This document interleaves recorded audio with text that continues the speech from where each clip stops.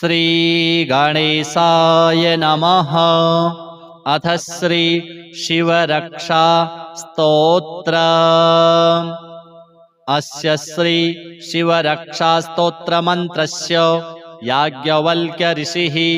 श्री सदाशिवो देवता अनुष्टुप् छन्दः श्री सदाशिव प्रीत्यर्थं शिवरक्षा स्तोत्र जपे विनियोगः।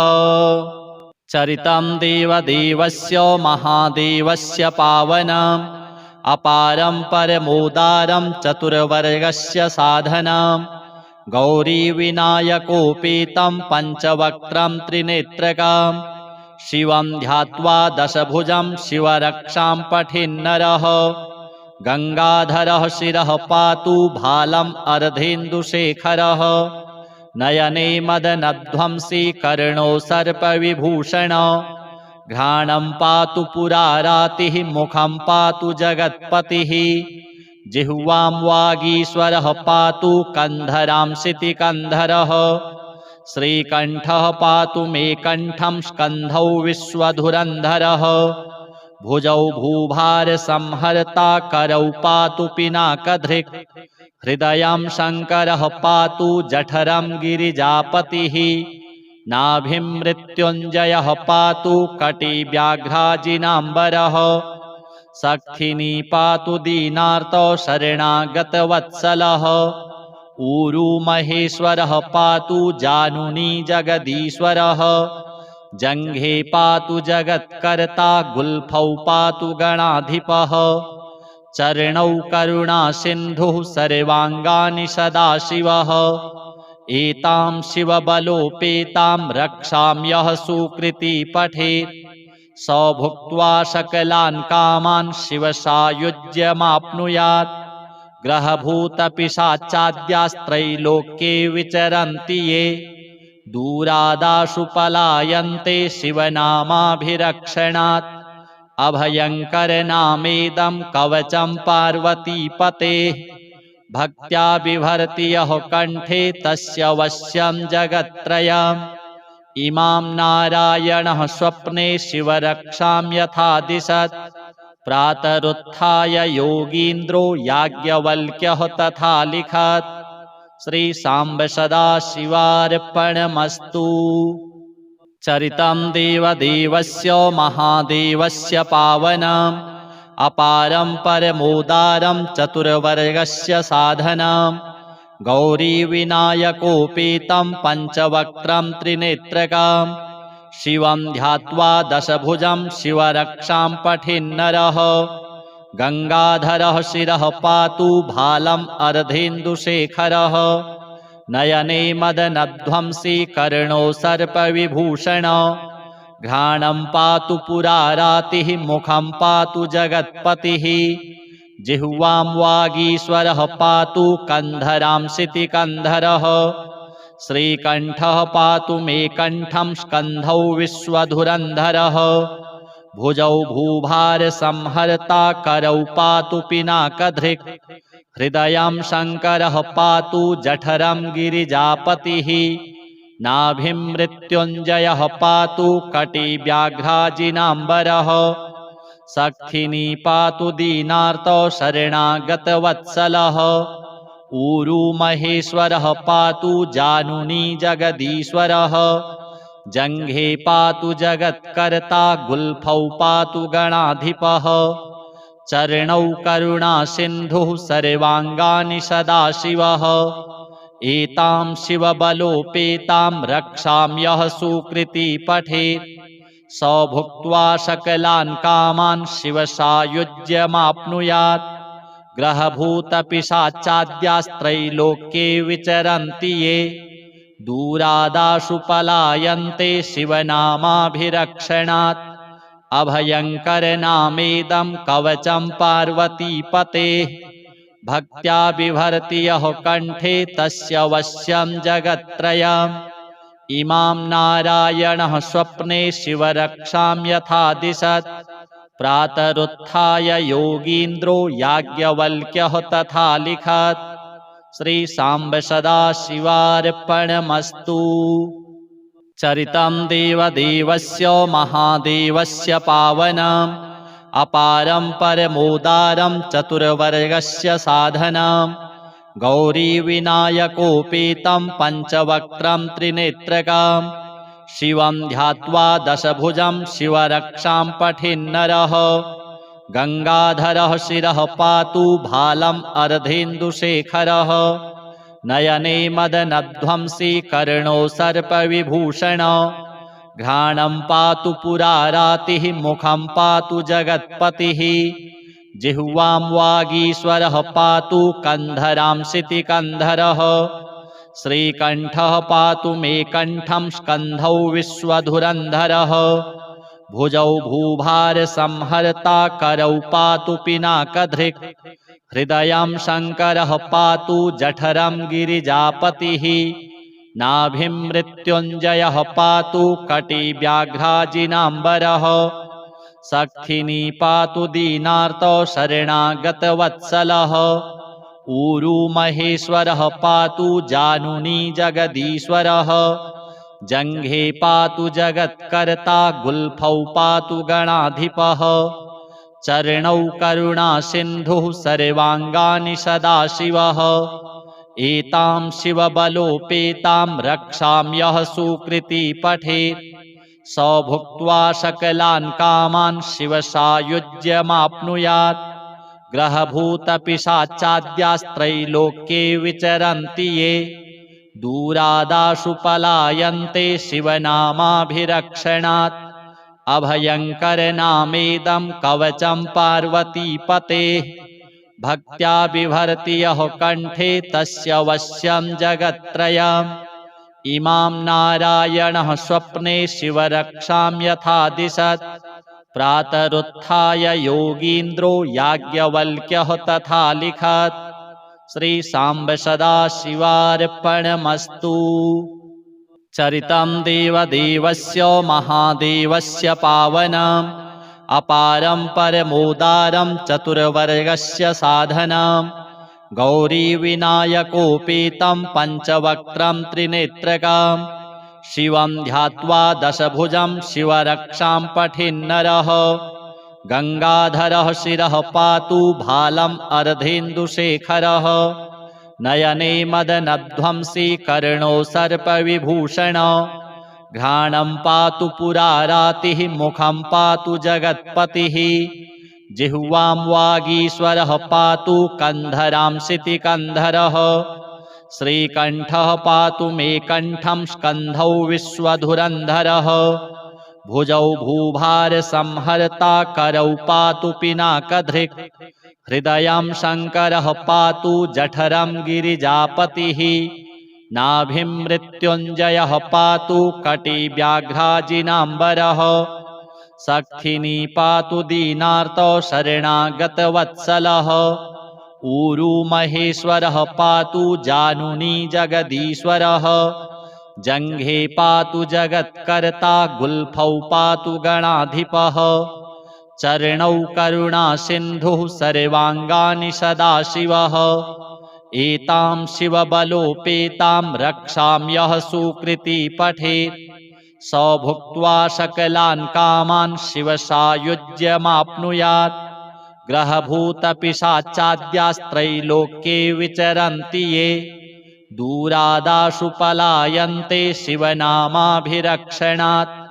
अभयङ्करनामेदं कवचं पार्वतीपतेः भक्त्या बिभर्ति यः कण्ठे तस्य वश्यं जगत्त्रयम् इमां नारायणः स्वप्ने शिवरक्षां यथा दिशत् प्रातरुत्थाय योगीन्द्रो याज्ञवल्क्यः तथा लिखत् श्रीसाम्ब सदाशिवार्पणमस्तु। चरितं देवदेवस्य महादेवस्य पावनम् अपारं परमोदारं चतुर्वर्गस्य साधनं गौरीविनायकोपेतं पञ्चवक्त्रं त्रिनेत्रकं शिवं ध्यात्वा दशभुजं शिवरक्षां पठेन्नरः गंगाधरः शिरः पातु भालम् अर्धेन्दुशेखरः नयने मदनध्वंसी कर्णो सर्पविभूषण घ्राणं पातु पुरारातिः मुखं पातु जगत्पतिः जिह्वां वागीश्वरः पातु कन्धरां शितिकन्धरः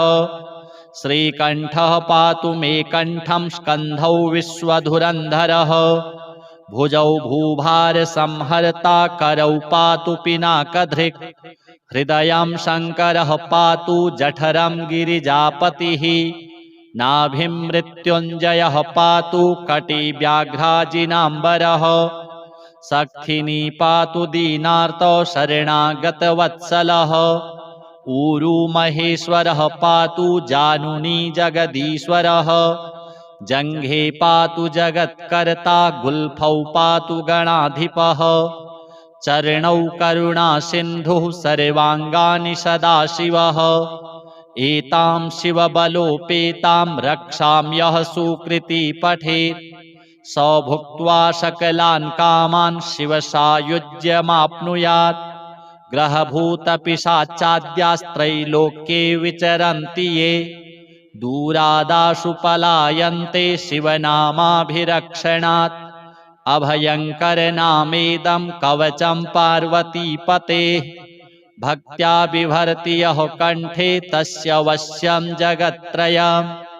इमां नारायणः स्वप्ने शिवरक्षां यथा दिशत् प्रातरुत्थाय योगीन्द्रो याज्ञवल्क्यः तथा लिखत् श्रीसाम्ब सदाशिवार्पणमस्तु। चरितं देवदेवस्य महादेवस्य पावनम् अपारं परमोदारं चतुर्वर्गस्य साधनं गौरीविनायकोपेतं पञ्चवक्त्रं त्रिनेत्रकं शिवं ध्यात्वा दशभुजं शिवरक्षां पठेन्नरः गङ्गाधरः शिरः पातु भालम् अर्धेन्दुशेखरः नयने मदनध्वंसी कर्णो सर्पविभूषण घ्राणं पातु पुरारातिः मुखं पातु जगत्पतिः जिह्वां वागीश्वरः पातु कन्धरां शितिकन्धरः श्रीकण्ठः पातु मे कण्ठं स्कन्धौ विश्वधुरन्धरः भुजौ भूभारसंहर्ता करौ पातु पिनाकधृक् हृदयं शङ्करः पातु जठरं गिरिजापतिः नाभिं मृत्युञ्जयः पातु कटिव्याघ्राजिनाम्बरः सक्थिनी पातु दीनार्तौ शरणागतवत्सलः ऊरू महेश्वरः पातु जानुनी जगदीश्वरः जङ्घे पातु जगत्कर्ता गुल्फौ पातु गणाधिपः चरणौ करुणासिन्धुः सर्वाङ्गानि सदाशिवः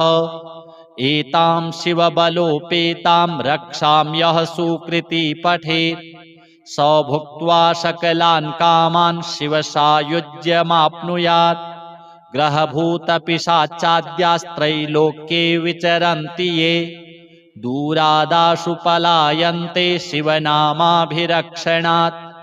अभयङ्करनामेदं कवचं पार्वतीपतेः भक्त्या बिभर्ति यः कण्ठे तस्य वश्यं जगत्त्रयम् इमां नारायणः स्वप्ने शिवरक्षां यथा दिशत् प्रातरुत्थाय योगीन्द्रो याज्ञवल्क्यः तथा लिखत् श्रीसाम्ब सदाशिवार्पणमस्तु। चरितं देवदेवस्य महादेवस्य पावनम् अपारं परमोदारं चतुर्वर्गस्य साधनं गौरीविनायकोपेतं पञ्चवक्त्रं त्रिनेत्रकं शिवं ध्यात्वा दशभुजं शिवरक्षां पठेन्नरः गङ्गाधरः शिरः पातु भालम् अर्धेन्दुशेखरः नयने मदनध्वंसी कर्णो सर्पविभूषण घ्राणं पातु पुरारातिः मुखं पातु जगत्पतिः जिह्वां वागीश्वरः पातु कन्धरां शितिकन्धरः श्रीकण्ठः पातु मे कण्ठं स्कन्धौ विश्वधुरन्धरः भुजौ भूभारसंहर्ता करौ पातु पिनाकधृक् हृदयं शङ्करः पातु जठरं गिरिजापतिः नाभिं मृत्युञ्जयः पातु कटिव्याघ्राजिनाम्बरः सक्थिनी पातु दीनार्तो शरणागतवत्सलः ऊरू महेश्वरः पातु जानुनी जगदीश्वरः जङ्घे पातु जगत्कर्ता गुल्फौ पातु गणाधिपः चरणौ करुणासिन्धुः सर्वाङ्गानि सदाशिवः एतां शिवबलोपेतां रक्षाम्यः सुकृती पठेत् स भुक्त्वा सकलान् कामान् शिवसायुज्यमाप्नुयात् ग्रहभूतपिशाचाद्यास्त्रैलोक्ये विचरन्ति ये दूरादाशु पलायन्ते शिवनामाभिरक्षणात् अभयङ्करनामेदं कवचं पार्वतीपतेः भक्त्या बिभर्ति यः कण्ठे तस्य वश्यं जगत्त्रयम् इमां नारायणः स्वप्ने शिवरक्षां यथा दिशत् प्रातरुत्थाय योगीन्द्रो याज्ञवल्क्यः तथा लिखत् श्रीसाम्ब सदाशिवार्पणमस्तु। चरितं देवदेवस्य महादेवस्य पावनम् अपारं परमोदारं चतुर्वर्गस्य साधनं गौरीविनायकोपेतं पञ्चवक्त्रं त्रिनेत्रकं शिवं ध्यात्वा दशभुजं शिवरक्षां पठेन्नरः गङ्गाधरः शिरः पातु भालम् अर्धेन्दुशेखरः नयने मदनध्वंसी कर्णो सर्पविभूषण घ्राणं पातु पुरारातिः मुखं पातु जगत्पतिः जिह्वां वागीश्वरः पातु कन्धरां शितिकन्धरः श्रीकण्ठः पातु मे कण्ठं स्कन्धौ विश्वधुरन्धरः भुजौ भूभारसंहर्ता करौ पातु पिनाकधृक् हृदयं शङ्करः पातु जठरं गिरिजापतिः नाभिं मृत्युञ्जयः पातु कटिव्याघ्राजिनाम्बरः सक्थिनी पातु दीनार्तो शरणागतवत्सलः ऊरू महेश्वरः पातु जानुनी जगदीश्वरः जङ्घे पातु जगत्कर्ता गुल्फौ पातु गणाधिपः चरणौ करुणासिन्धुः सर्वाङ्गानि सदाशिवः एतां शिवबलोपेतां रक्षाम्यः सुकृती पठेत् स भुक्त्वा सकलान् कामान् शिवसायुज्यमाप्नुयात् ग्रहभूतपिशाचाद्यास्त्रैलोक्ये विचरन्ति ये दूरादाशु पलायन्ते शिवनामाभिरक्षणात् अभयङ्करनामेदं कवचं पार्वतीपतेः भक्त्या बिभर्ति यः कण्ठे तस्य वश्यं जगत्त्रयम् इमां नारायणः स्वप्ने शिवरक्षां यथा दिशत् प्रातरुत्थाय योगीन्द्रो याज्ञवल्क्यः तथा लिखत् श्रीसाम्ब सदाशिवार्पणमस्तु। चरितं देवदेवस्य महादेवस्य पावनम् अपारं परमोदारं चतुर्वर्गस्य साधनं गौरीविनायकोपेतं पञ्चवक्त्रं त्रिनेत्रकं शिवं ध्यात्वा दशभुजं शिवरक्षां पठेन्नरः गङ्गाधरः शिरः पातु भालम् अर्धेन्दुशेखरः नयने मदनध्वंसी कर्णो सर्पविभूषण घ्राणं पातु पुरारातिः मुखं पातु जगत्पतिः जिह्वां वागीश्वरः पातु कन्धरां शितिकन्धरः श्रीकण्ठः पातु मे कण्ठं स्कन्धौ विश्वधुरन्धरः भुजौ भूभारसंहर्ता करौ पातु पिनाकधृक् हृदयं शङ्करः पातु जठरं गिरिजापतिः नाभिं मृत्युञ्जयः पातु कटिव्याघ्राजिनाम्बरः सक्थिनी पातु दीनार्तो शरणागतवत्सलः ऊरू महेश्वरः पातु जानुनी जगदीश्वरः जङ्घे पातु जगत्कर्ता गुल्फौ पातु गणाधिपः चरणौ करुणासिन्धुः सर्वाङ्गानि सदाशिवः एतां शिवबलोपेतां रक्षां यः सुकृती पठेत् स भुक्त्वा सकलान् कामान् शिवसायुज्यमाप्नुयात्। ग्रहभूतपिशाचाद्यास्त्रैलोक्ये विचरन्ति ये दूरादाशु पलायन्ते शिवनामाभिरक्षणात्। अभयङ्करनामेदं कवचं पार्वतीपतेः भक्त्या बिभर्ति यः कण्ठे तस्य वश्यं जगत्त्रयम्। इमां नारायणः स्वप्ने शिवरक्षां यथा दिशत् प्रातरुत्थाय योगीन्द्रो याज्ञवल्क्यः तथा लिखत्। श्रीसाम्ब सदाशिवार्पणमस्तु। चरितं देवदेवस्य महादेवस्य पावनम्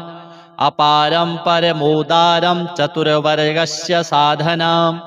गौरीविनायकोपेतं पञ्चवक्त्रं त्रिनेत्रकं शिवं ध्यात्वा दशभुजं शिवरक्षां पठेन्नरः। गङ्गाधरः शिरः पातु भालम् अर्धेन्दुशेखरः। नयने मदनध्वंसी कर्णो सर्पविभूषण। घ्राणं पातु पुरारातिः मुखं पातु जगत्पतिः। जिह्वां वागीश्वरः पातु कन्धरां शितिकन्धरः। श्रीकण्ठः पातु मे कण्ठं स्कन्धौ विश्वधुरन्धरः। भुजौ भूभारसंहर्ता करौ पातु पिनाकधृक्। हृदयं शङ्करः पातु जठरं गिरिजापतिः। नाभिं मृत्युञ्जयः पातु कटिव्याघ्राजिनाम्बरः।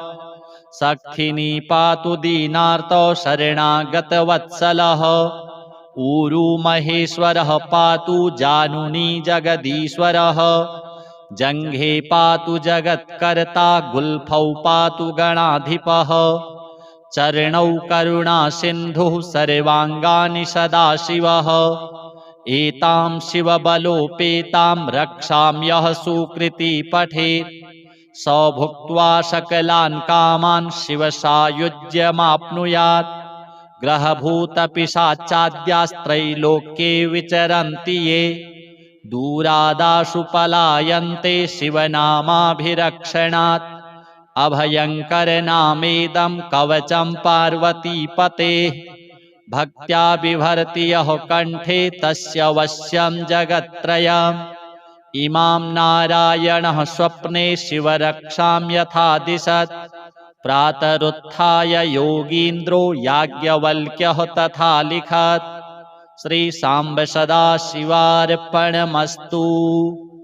चरितं देवदेवस्य महादेवस्य पावनम् अपारं परमोदारं चतुर्वर्गस्य साधनम्। गौरीविनायकोपेतं पञ्चवक्त्रं त्रिनेत्रकं शिवं ध्यात्वा दशभुजं शिवरक्षां पठेन्नरः। गङ्गाधरः शिरः पातु भालम् अर्धेन्दुशेखरः। नयने मदनध्वंसी कर्णो सर्पविभूषण।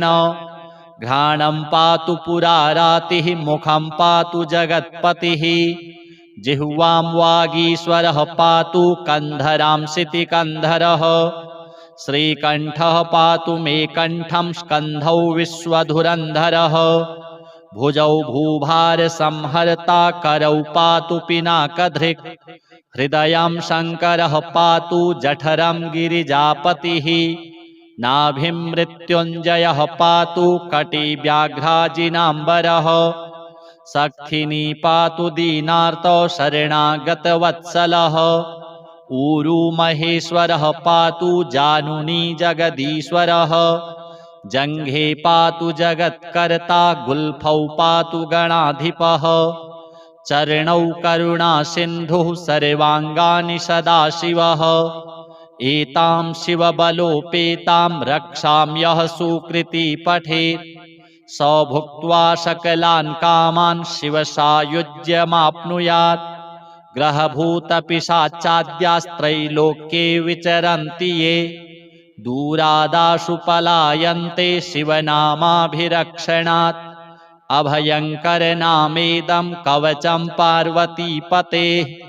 भक्त्या बिभर्ति यः कण्ठे तस्य वश्यं जगत्त्रयम्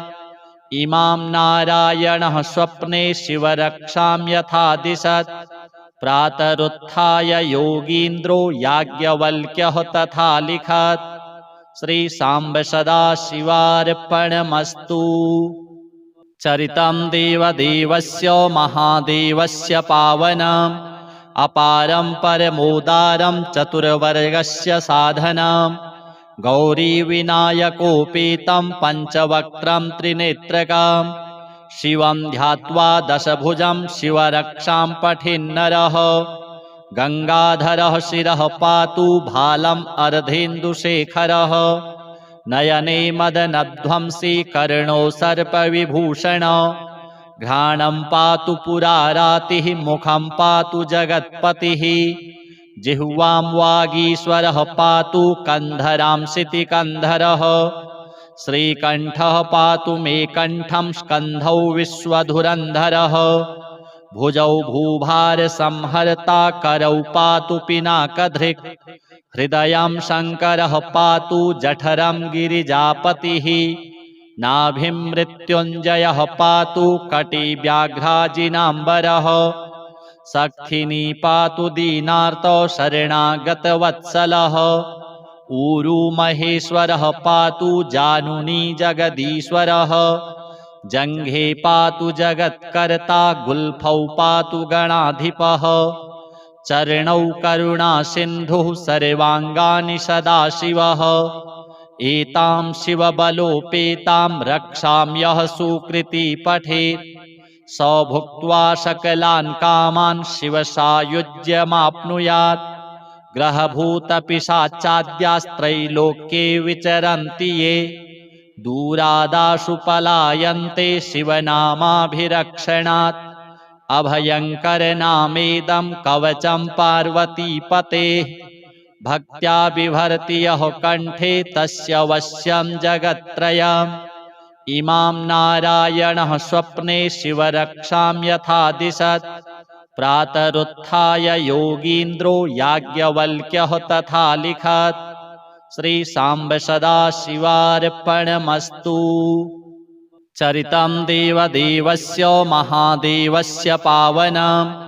अपारं परमोदारं चतुर्वर्गस्य साधनम् गौरीविनायकोपेतं पञ्चवक्त्रं त्रिनेत्रकम्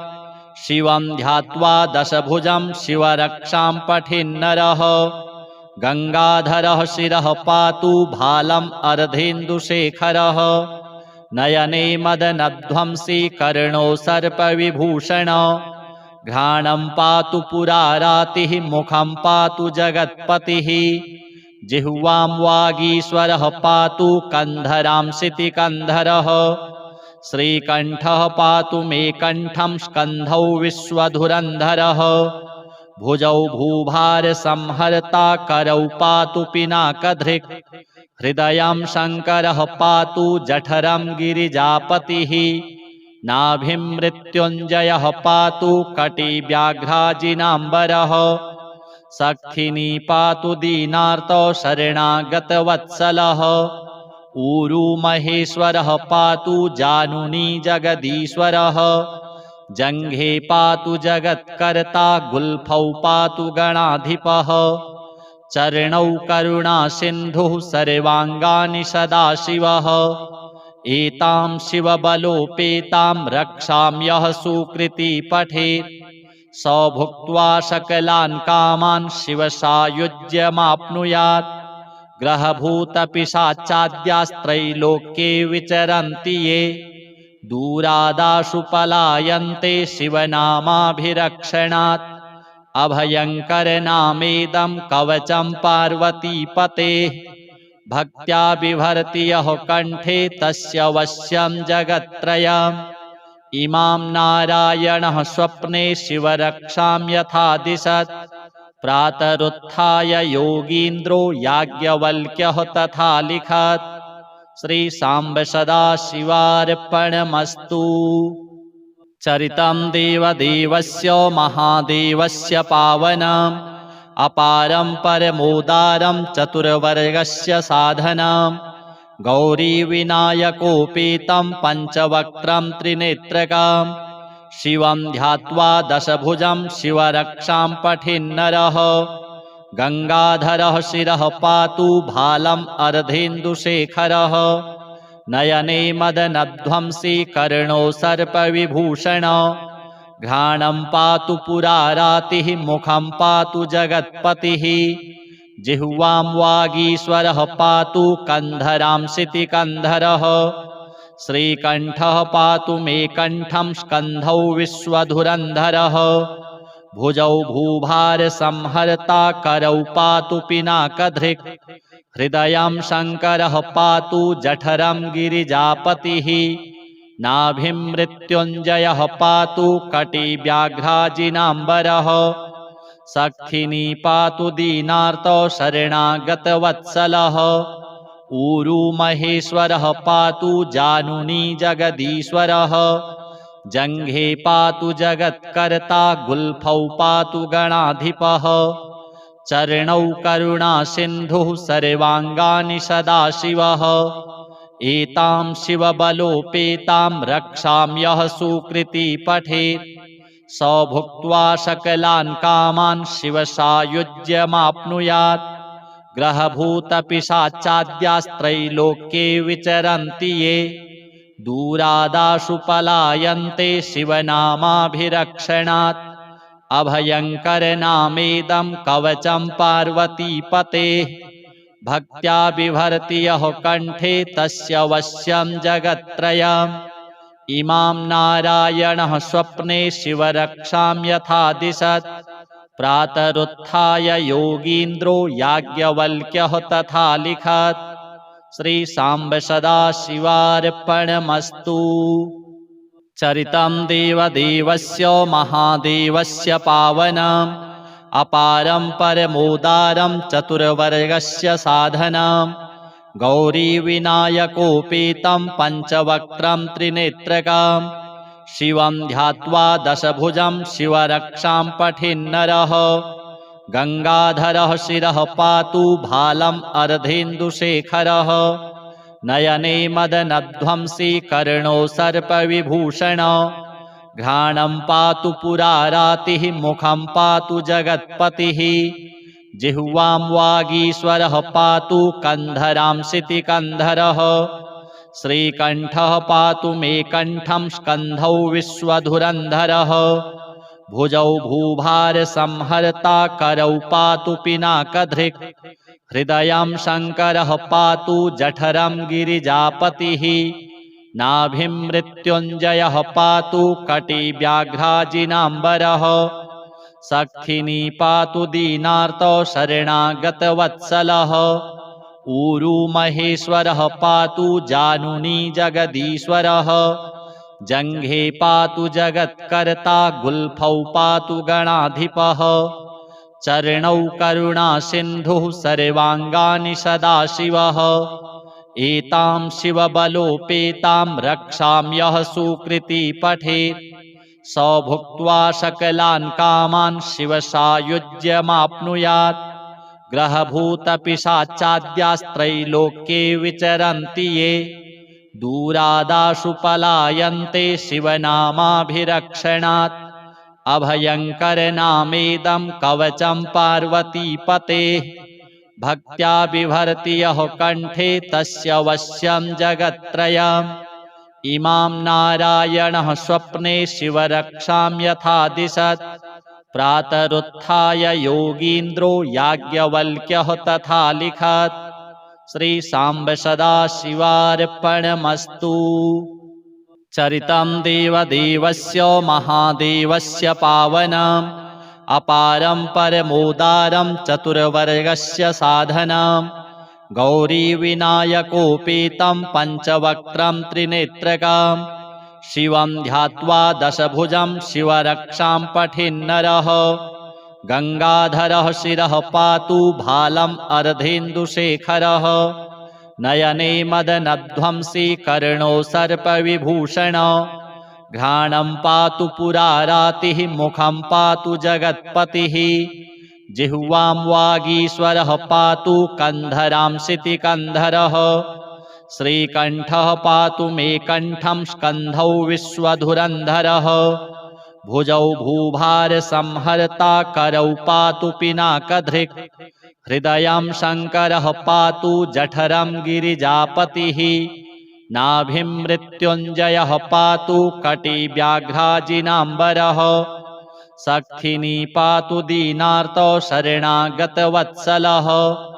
ऊरू महेश्वरः पातु जानुनी जगदीश्वरः जङ्घे पातु जगत्कर्ता गुल्फौ पातु गणाधिपः चरणौ करुणासिन्धुः सर्वाङ्गानि सदाशिवः एतां शिवबलोपेतां रक्षाम्यः सुकृती पठेत्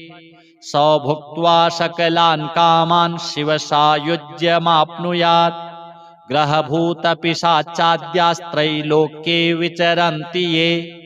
दूरादाशु पलायन्ते शिवनामाभिरक्षणात् अभयङ्करनामेदं कवचं पार्वतीपतेः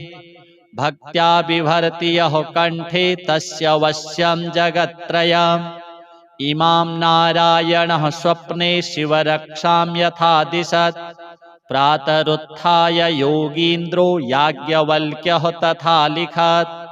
श्रीसाम्ब सदाशिवार्पणमस्तु। चरितं देवदेवस्य महादेवस्य पावनम् अपारं परमोदारं चतुर्वर्गस्य साधनं गौरीविनायकोपेतं पञ्चवक्त्रं त्रिनेत्रकं शिवं ध्यात्वा दशभुजं शिवरक्षां पठेन्नरः गङ्गाधरः शिरः पातु भालम् अर्धेन्दुशेखरः नयने मदनध्वंसी कर्णो सर्पविभूषण घ्राणं पातु पुरारातिः मुखं पातु जगत्पतिः जिह्वां वागीश्वरः पातु कन्धरां शितिकन्धरः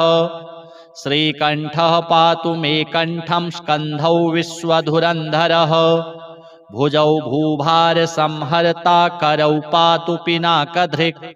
हृदयं शङ्करः पातु जठरं गिरिजापतिः नाभिं मृत्युञ्जयः पातु कटिव्याघ्राजिनाम्बरः सक्थिनी पातु दीनार्तो शरणागतवत्सलः ऊरू महेश्वरः पातु जानुनी जगदीश्वरः जङ्घे पातु जगत्कर्ता गुल्फौ पातु गणाधिपः चरणौ करुणासिन्धुः सर्वाङ्गानि सदाशिवः एतां शिवबलोपेतां रक्षाम्यः सुकृती पठेत् स भुक्त्वा सकलान् कामान् शिवसायुज्यमाप्नुयात् ग्रहभूतपिशाचाद्यास्त्रैलोक्ये विचरन्ति ये दूरादाशु पलायन्ते शिवनामाभिरक्षणात् अभयङ्करनामेदं कवचं पार्वतीपतेः भक्त्या बिभर्ति यः कण्ठे तस्य वश्यं जगत्त्रयम् इमां नारायणः स्वप्ने शिवरक्षां यथा दिशत् प्रातरुत्थाय योगीन्द्रो याज्ञवल्क्यः तथा लिखत् श्रीसाम्ब सदाशिवार्पणमस्तु। चरितं देवदेवस्य महादेवस्य पावनम् अपारं परमोदारं चतुर्वर्गस्य साधनं गौरीविनायकोपेतं पञ्चवक्त्रं त्रिनेत्रकं शिवं ध्यात्वा दशभुजं शिवरक्षां पठेन्नरः गङ्गाधरः शिरः पातु भालम् अर्धेन्दुशेखरः नयने मदनध्वंसी कर्णो सर्पविभूषण घ्राणं पातु पुरारातिः मुखं पातु जगत्पतिः जिह्वां वागीश्वरः पातु कन्धरां शितिकन्धरः श्रीकण्ठः पातु मे कण्ठं स्कन्धौ विश्वधुरन्धरः भुजौ भूभारसंहर्ता करौ पातु पिनाकधृक् हृदयं शङ्करः पातु जठरं गिरिजापतिः नाभिं मृत्युञ्जयः पातु कटिव्याघ्राजिनाम्बरः सक्थिनी पातु दीनार्तो शरणागतवत्सलः ऊरू महेश्वरः पातु जानुनी जगदीश्वरः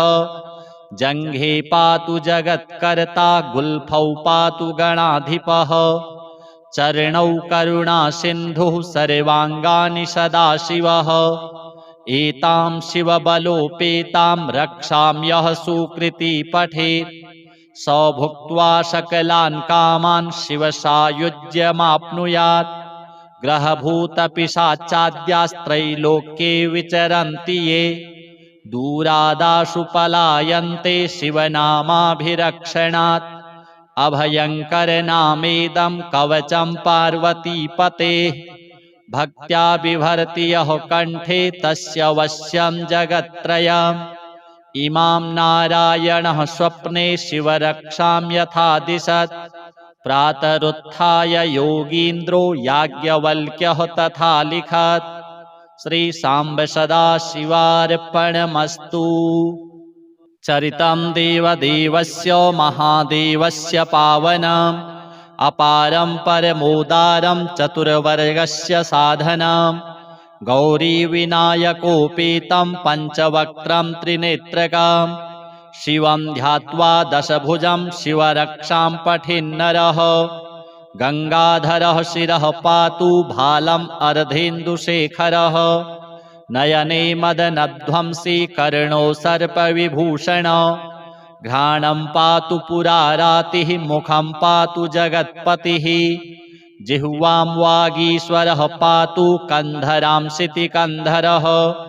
श्रीकण्ठः पातु मे कण्ठं स्कन्धौ विश्वधुरन्धरः भुजौ भूभारसंहर्ता करौ पातु पिनाकधृक् हृदयं शङ्करः पातु जठरं गिरिजापतिः नाभिं मृत्युञ्जयः पातु कटिव्याघ्राजिनाम्बरः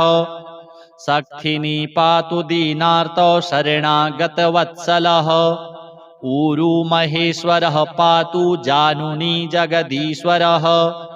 जङ्घे पातु जगत्कर्ता गुल्फौ पातु गणाधिपः चरणौ करुणासिन्धुः सर्वाङ्गानि सदाशिवः एतां शिवबलोपेतां रक्षाम्यः सुकृती पठेत् स भुक्त्वा सकलान् कामान् शिवसायुज्यमाप्नुयात् ग्रहभूतपिशाचाद्यास्त्रैलोक्ये विचरन्ति ये दूरादाशु पलायन्ते शिवनामाभिरक्षणात् अभयङ्करनामेदं कवचं पार्वतीपतेः भक्त्या बिभर्ति यः कण्ठे तस्य वश्यं जगत्त्रयम् इमां नारायणः स्वप्ने शिवरक्षां यथा दिशत् प्रातरुत्थाय योगीन्द्रो याज्ञवल्क्यः तथा लिखत् श्रीसाम्ब सदाशिवार्पणमस्तु। चरितं देवदेवस्य महादेवस्य पावनम् अपारं परमोदारं चतुर्वर्गस्य साधनं गौरीविनायकोपेतं पञ्चवक्त्रं त्रिनेत्रकं शिवं ध्यात्वा दशभुजं शिवरक्षां पठेन्नरः गङ्गाधरः शिरः पातु भालम् अर्धेन्दुशेखरः नयने मदनध्वंसी कर्णो सर्पविभूषण घ्राणं पातु पुरारातिः मुखं पातु जगत्पतिः जिह्वां वागीश्वरः पातु कन्धरां शितिकन्धरः श्रीकण्ठः पातु मे कण्ठं स्कन्धौ विश्वधुरन्धरः भुजौ भूभारसंहर्ता करौ पातु पिनाकधृक् हृदयं शङ्करः पातु जठरं गिरिजापतिः नाभिं मृत्युञ्जयः पातु कटिव्याघ्राजिनाम्बरः सक्थिनी पातु दीनार्तो शरणागतवत्सलः ऊरू महेश्वरः पातु जानुनी जगदीश्वरः जङ्घे पातु जगत्कर्ता गुल्फौ पातु गणाधिपः चरणौ करुणासिन्धुः सर्वाङ्गानि सदाशिवः एतां शिवबलोपेतां रक्षाम्यः सुकृती पठेत् स भुक्त्वा सकलान् कामान् शिवसायुज्यमाप्नुयात् ग्रहभूतपिशाचाद्यास्त्रैलोक्ये विचरन्ति ये दूरादाशु पलायन्ते शिवनामाभिरक्षणात् अभयङ्करनामेदं कवचं पार्वतीपतेः भक्त्या बिभर्ति यः कण्ठे तस्य वश्यं जगत्त्रयम् इमां नारायणः स्वप्ने शिवरक्षां यथा दिशत् प्रातरुत्थाय योगीन्द्रो याज्ञवल्क्यः तथा लिखत्। श्रीसाम्ब सदाशिवार्पणमस्तु। चरितं देवदेवस्य महादेवस्य पावनम् अपारं परमोदारं चतुर्वर्गस्य साधनं गौरीविनायकोपेतं पञ्चवक्त्रं त्रिनेत्रकं शिवं ध्यात्वा दशभुजं शिवरक्षां पठेन्नरः गङ्गाधरः शिरः पातु भालम् अर्धेन्दुशेखरः नयने मदनध्वंसी कर्णो सर्पविभूषण घ्राणं पातु पुरारातिः मुखं पातु जगत्पतिः जिह्वां वागीश्वरः पातु कन्धरां शितिकन्धरः श्रीकण्ठः पातु मे कण्ठं स्कन्धौ विश्वधुरन्धरः भुजौ भूभारसंहर्ता करौ पातु पिनाकधृक् हृदयं शङ्करः पातु जठरं गिरिजापतिः नाभिं मृत्युञ्जयः पातु कटिव्याघ्राजिनाम्बरः सक्थिनी पातु दीनार्तो शरणागतवत्सलः ऊरू महेश्वरः पातु जानुनी जगदीश्वरः जङ्घे पातु जगत्कर्ता गुल्फौ पातु गणाधिपः चरणौ करुणासिन्धुः सर्वाङ्गानि सदाशिवः एतां शिवबलोपेतां रक्षां यः सुकृती पठेत् स भुक्त्वा सकलान् कामान् शिवसायुज्यमाप्नुयात् ग्रहभूतपिशाचाद्यास्त्रैलोक्ये विचरन्ति ये दूरादाशु पलायन्ते शिवनामाभिरक्षणात् अभयङ्करनामेदं कवचं पार्वतीपतेः भक्त्या बिभर्ति यः कण्ठे तस्य वश्यं जगत्त्रयम् इमां नारायणः स्वप्ने शिवरक्षां यथा दिशत् प्रातरुत्थाय योगीन्द्रो याज्ञवल्क्यः तथा लिखत्। श्रीसाम्ब सदाशिवार्पणमस्तु।